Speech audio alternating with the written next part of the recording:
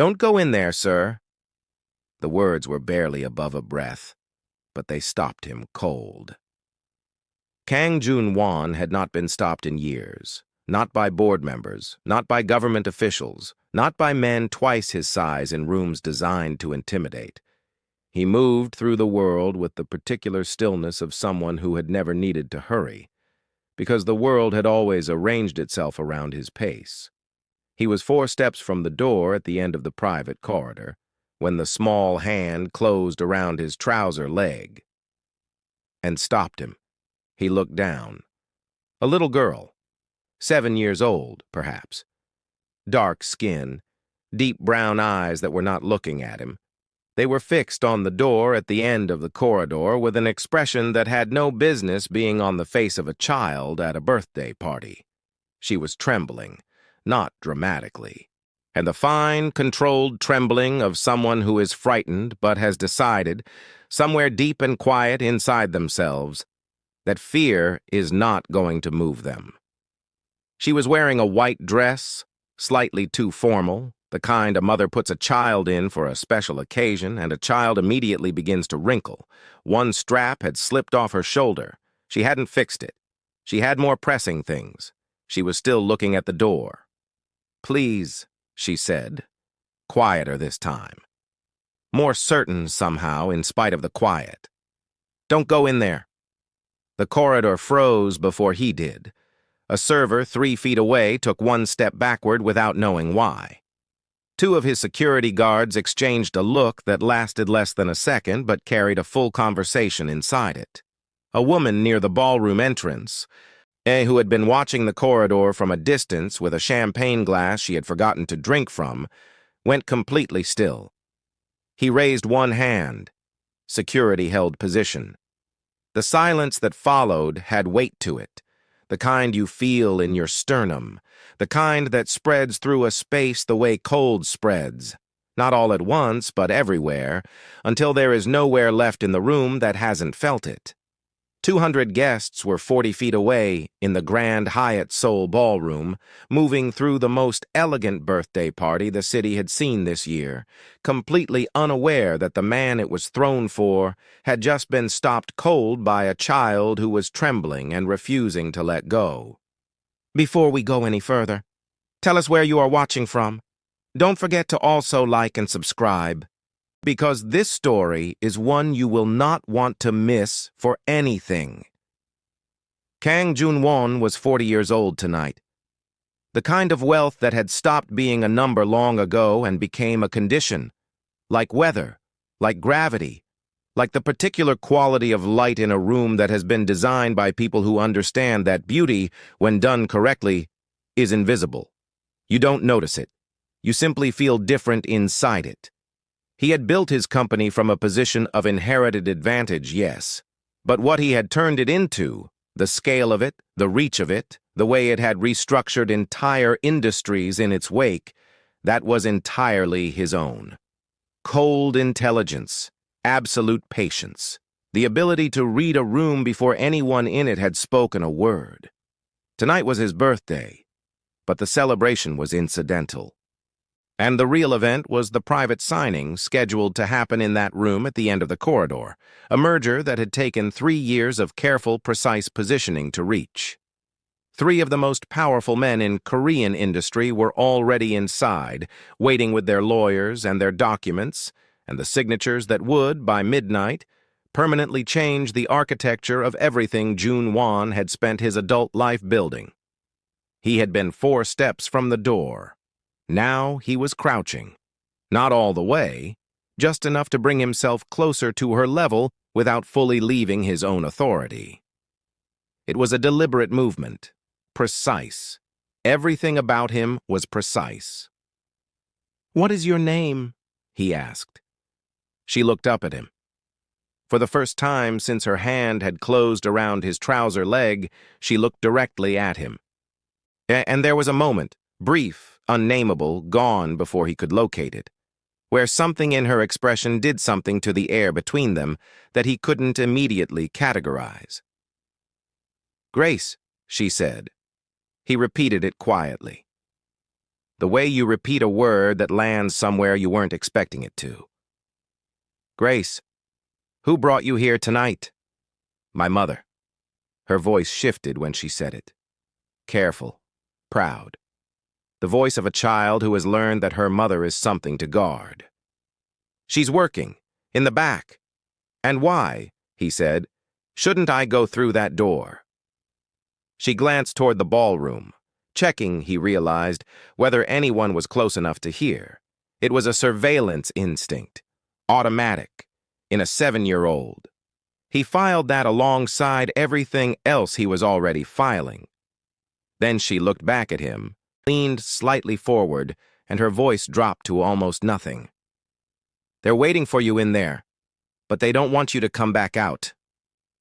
Now here is where the evening split in two, because there were people in that corridor who heard those words and felt the temperature drop, and there were people who heard those words and immediately began managing them. Director Shin Woo-chan was the second kind. He appeared at Joon-won's shoulder with the smooth inevitability of a man who had spent 15 years making himself indispensable. Always present, always composed, always one step ahead of whatever inconvenience required containing. Shin Woo-chan was 51 years old, silver at the temples, the kind of face that photographed well and aged into authority. He had been with Joon-won since the early years, before the company was what it had become, and he wore that history the way some men wear a credential, visibly, usefully, as a form of quiet protection. Sir, his voice was measured, carrying just enough apology for the situation, on the girl's behalf, not his own. She's a staff child. She must have wandered in from the catering area. I'll have someone return her. He signaled one of the guards near the door. Grace's grip on Joon-won's trouser leg tightened. He noted this. He noted also that she was not looking at Shin Woo-chan the way children usually look at adults who are dismissing them, with frustration, with the helpless indignation of someone who isn't being heard.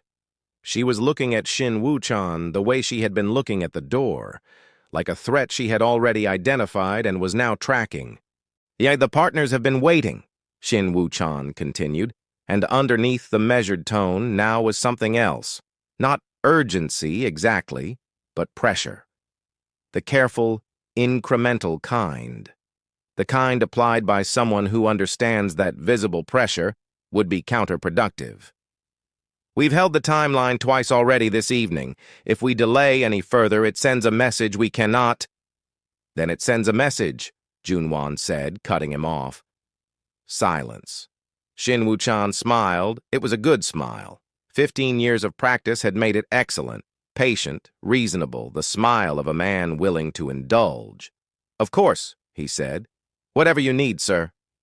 He didn't move back, and Joon-won noted that too. He stood, turned slightly toward Shin Woo-chan with an expression that communicated nothing, which in his particular register communicated quite a lot. Give us a moment. Sir, I really feel that... A moment, Woo-chan. The name without the title. That was the register shift. Small. Absolute. Everyone in the corridor felt it move through the air like a pressure change before a storm. Shin Woo-chan held his expression for precisely one beat, then inclined his head and stepped back. Not far enough. But what could he do? Joon-won crouched again, looked at Grace. He stepped back. He said quietly, "Tell me what you heard. All of it. Exactly as it happened." She held his eyes for a moment, deciding. Then, "I was in the back room, the one with the chairs stacked against the wall. My mother told me to stay there." "But you didn't." "I got bored," she said. No apology, just fact. "Oh, and then? I found the corridor by accident. The door at the end wasn't fully closed. I wasn't trying to listen." A pause.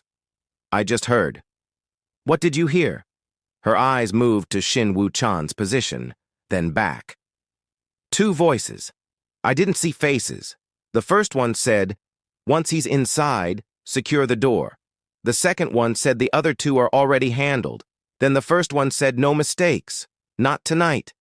She delivered every word the way she had held them, steadily, without embellishment, without the dramatic inflation a child might bring to a story they wanted believed.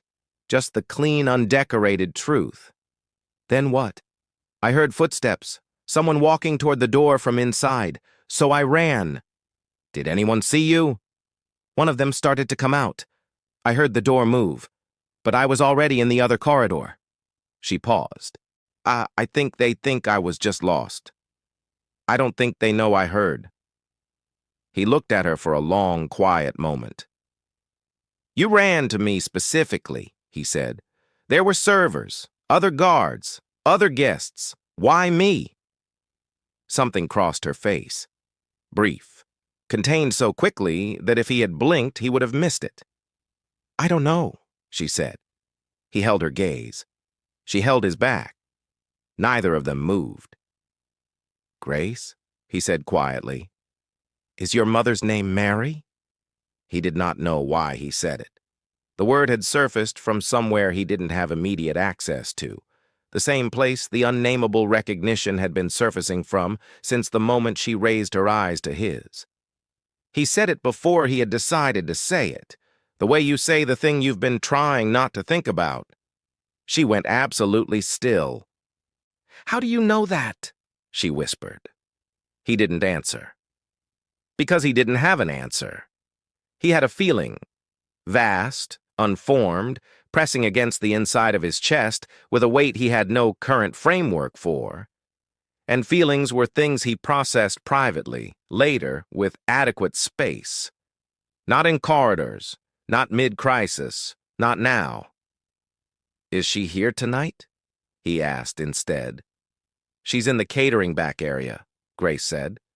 Her voice was careful now, watching him the way she'd been watching everything tonight, with those steady, serious eyes that were doing something he was going to need to examine when he had the bandwidth for it. She doesn't know I left the room. She's going to be worried. I know, a beat. But I had to. He looked at her. Yes, he said quietly. Ah, you did. Here is what the corridor did not know about Grace. Here is what the ballroom did not know. What the 200 guests in their carefully chosen outfits did not know. What even her mother, moving through the catering back area 40 meters away, restacking glasses and wondering why the quiet from the back room had taken on a different texture, did not know. Grace had seen Kang Joon-won's face before tonight. Not on a screen, not in a newspaper, not in the way that famous men's faces become familiar through repetition and proximity. In a photograph, tucked between the back pages of a diary with a small brass lock kept on the highest shelf of her mother's wardrobe. The shelf Grace was not supposed to reach. She had reached it anyway. She was 5 years old, almost 6.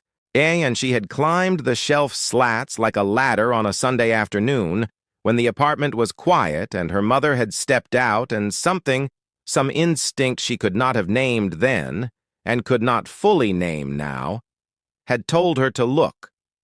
The lock was simple. A hairpin did it. She had seen it done somewhere and tried it, and the diary opened in her lap, and she sat on the floor of the wardrobe room for a long time, turning pages slowly. She could not read all of it, but she could read enough. And she could see the photograph that slid out from between 2 pages and landed face up on the floor. A man. Korean. Young. Younger than the man she had watched cross the ballroom tonight, but the same face. Unmistakably the same face.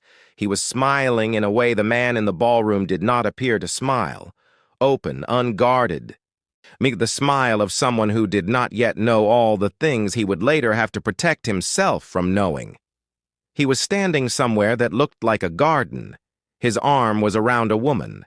The woman's face was turned slightly away from the camera.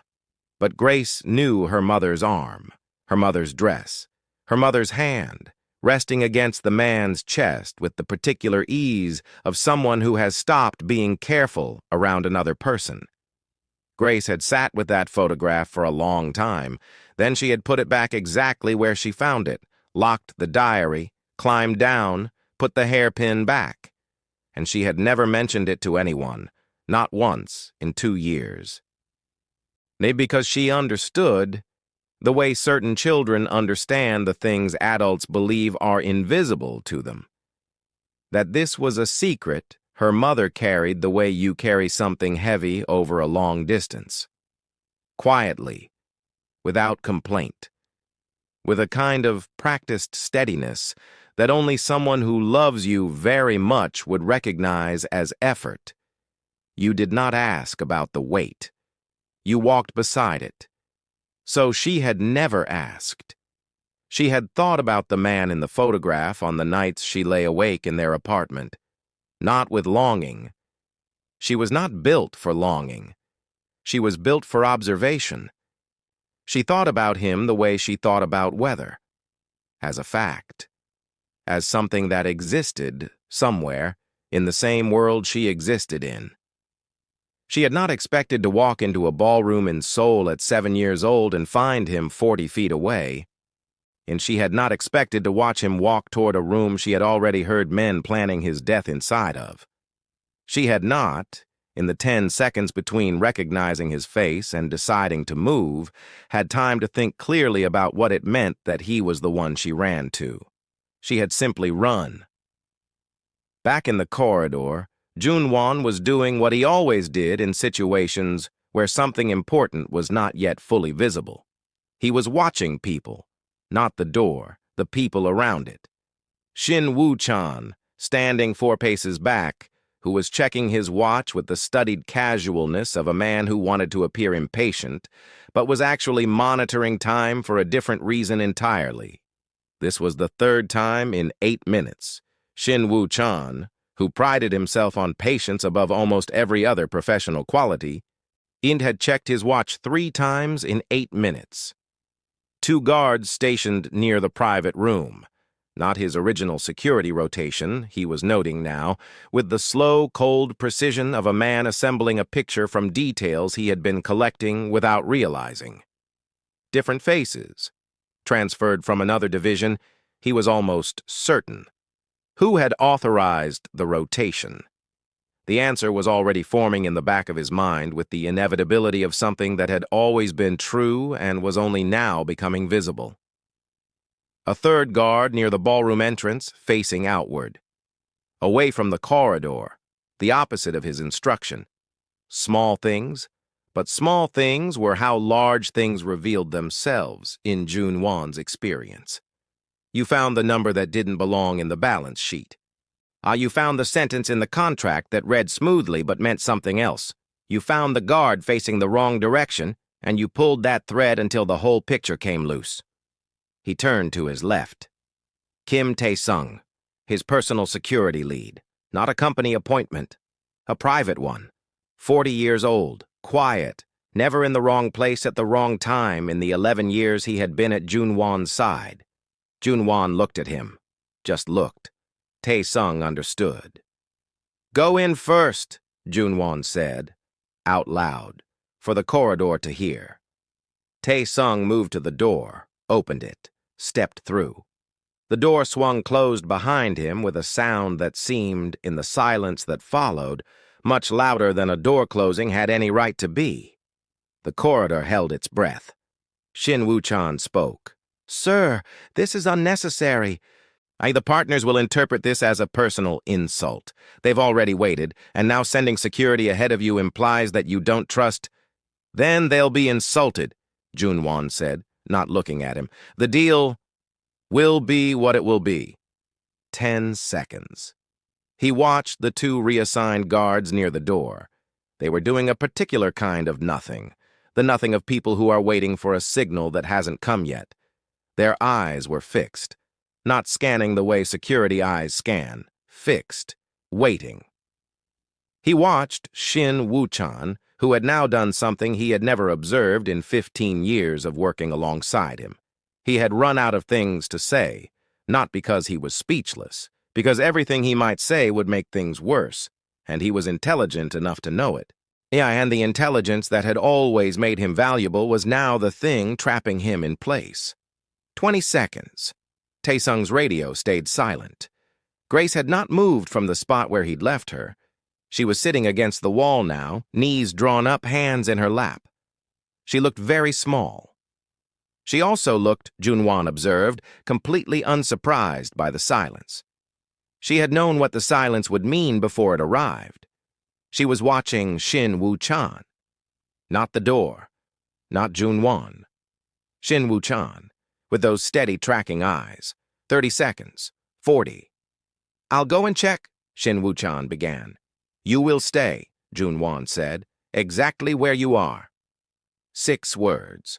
15 years of professional relationship distilled into 6 words spoken at a volume that didn't carry past the corridor and didn't need to.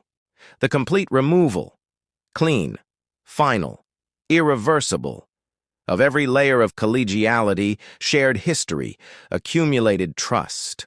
Just the words themselves and what lived underneath them. I know. Shin Woo-chan's composure did not shatter. He was far too disciplined for shattering, but it shifted. And the shift was more revealing than breaking would have been, because what replaced the composure was not panic, not guilt, not remorse, calculation. He was already working out the next move, which told Joon-won everything he would ever need to know about all the moves that had come before. He turned left, then right. Small eye movements. Unhurried. His real security, the people whose loyalty ran to him specifically, not to the company's structure, not to the architecture of authority that Shin Woo-chan had spent 15 years quietly, carefully, expertly shaping, understood without being told. They began to move, not aggressively, not visibly, the way pieces move on a board when the end game has already been decided and only the mechanics remain. One of the reassigned guards near the door noticed. He looked at his counterpart. That single wordless exchange, the look of 2 men who have just understood that the plan they were part of has collapsed, confirmed the last thing Joon-won needed to be confirmed. He felt something move through him. Not anger. He would sit with it later when this was over, when the night had resolved itself enough to give him the space to examine what it actually was. For now, he filed it in the same place he filed all the things that required more room than the present moment could hold. "Take him," he said quietly. It happened without theater. Shin Woo-chan was surrounded before the surrounding had fully begun. The reassigned guards moved to intervene and found themselves each addressed simultaneously by 2 of Taesung's people, who had spent 45 seconds inside that room making very specific preparations. Because Taesung was the kind of man who used 45 seconds the way other men used hours. No chaos, no raised voices, no dramatic confrontation. No moment that the guests 40 feet away in the ballroom would have recognized as anything other than staff movement. Just the quiet, absolute, unhurried reassertion of who actually held power in this building, and who had been borrowing it. The room was entered, handled, the men inside, the partners, the lawyers, at the people whose presence there had been designed to look like a signing ceremony and function as something categorically different, were detained with the same efficiency. Emergency calls were placed to the right people. The machinery of consequence began its work. The party continued behind them. The string quartet played something slow and deliberate, as though the music too understood that this was a night that required gravity. He found her against the wall where he had left her. Someone had brought her a glass of water. It was sitting beside her, half empty. She looked up when he approached, and her face, when she saw him, the small, barely visible release of tension around her eyes, told him she had not been entirely certain until this moment that everything had worked out. He sat beside her, not crouching this time, so not the deliberate tactical crouch of a man managing a situation. He sat down on the floor beside a 7-year-old girl in a corridor in the Grand Hyatt Seoul and rested his arms on his knees and looked at the wall in front of them both for a moment before he spoke. "It's over," he said. "Everyone is safe." She exhaled, just slightly. The exhale of someone who has been holding their breath for much longer than one evening. "Is my mother going to be in trouble?" "No, absolutely not." "She doesn't know I left the room." "She knows now," he said. "Someone told her you were safe and helping. She's been waiting." "She's going to be upset." "Yes," he said, "because she loves you." "I know." A pause. "I would do it again." He looked at her. "I know you would." He looked at her jawline, the particular set of it when she was thinking, and a kind of stillness that didn't read as childlike, that read as considered and deliberate in a way he had only ever seen in people who had been thinking carefully since before they had words for it. He had a photograph on his desk at his office. Himself at 8 years old, taken by his grandmother in the garden of the house he grew up in. He had not thought about that photograph in years. He was thinking about it now. She met his eyes without flinching. He had been told, for as long as he could remember, that his gaze was difficult to sustain. Most adults broke from it within a few seconds. She held it with the particular ease of someone who finds nothing in it to be afraid of, or someone who finds in it something so familiar that the discomfort simply doesn't register. "Grace," he said. "Yes. Why did you come tonight?" "To this party specifically?" "I didn't," she said. "I came because my mother was working here. I wasn't supposed to be here at all." "But you were." "Yes." He looked at her for a long moment. "And when you saw me across the ballroom, did you know who I was?" The question settled in the space between them. She was quiet for exactly long enough to tell him that the answer was not simple. "No," she said finally. And then very quietly, "Not exactly." He held that. "Grace." His voice had changed. Not dramatically, but she heard it. She heard everything. "Tell your mother that Kang Joon-won said hello." She looked at him. Something moved across her face. A recognition, a calculation, and the rapid interior processing of a child who has just understood that the thing she has been holding for 2 years has just become something different, something larger, something that is no longer only hers to carry. She said nothing, but she held his gaze, and in her eyes, those steady, serious, unflinching eyes that had stopped him cold in a corridor and refused to let go, he saw something he could not yet name, something that looked unmistakably like coming home. He stood, straightened his jacket, looked once at the corridor. The door being managed, the silence where chaos had almost been, the ordinary continued noise of a party that had no idea what had moved through its edges tonight. Then he walked back toward the ballroom. At the entrance he paused, looked back. Grace was being guided gently toward the back corridor by one of his staff. She walked without resistance, one hand holding the half-empty water glass she had apparently decided was hers now. But at the moment the corridor turned, the last point from which he would be able to see her, she looked back. Their eyes met across the full length of the corridor. She held it for one breath. Then she was gone. He stood in the entrance of the ballroom for longer than he needed to. Around him, the party moved and shimmered and performed its function. 200 people who had dressed carefully and spoken strategically and had no idea that the host of the evening had just survived the most dangerous night of his career and was standing at the edge of their world thinking about a 7-year-old girl's eyes, thinking about a name, Mary. It had come out of him like something that had been waiting. He had not said that name in 8 years. He had not allowed himself to say it. had filed it in the same place he filed all the things that required more space than daily life could give, the place where he kept the decisions he had not made, the moments he had not stopped, the night he had come back to the apartment they had been sharing in those early, private, impossible months, and found it empty and understood, in the way you understand things that are too large to process immediately, that she was gone. She had not left a note. He had not looked for her. He had told himself it was her choice, that she had made it clearly, that a man who understood power understood also that you did not chase what had chosen to leave. He had filed it. And he had not opened that file in 8 years.